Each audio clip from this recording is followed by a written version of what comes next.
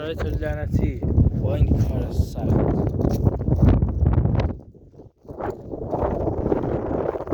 لعنتی انگشتام درد میگیره از بس این زمینه رو کنم. میفهمین؟ میخوام در آینده یه دونه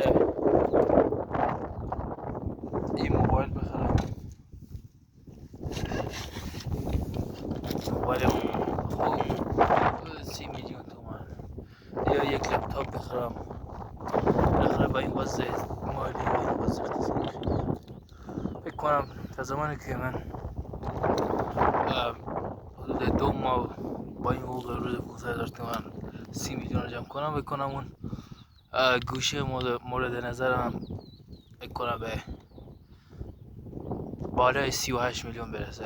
میگم A56 هر سال میخواستیم مدل A50 بخریم، A51 یا 52 تا 53 و 54 55 اینا هر سال گرون میشدن، خیلی سخته.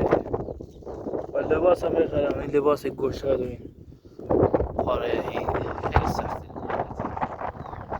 ولی ما امیدواریم، امیدم به خودمه و به هیچ موجود غیر فیزیکی نیست. میخوام صدامو این دفعه کلوب کنم، میشه با صدای کلوب باشه چون اینجوری احساس بهتری باشه دارم.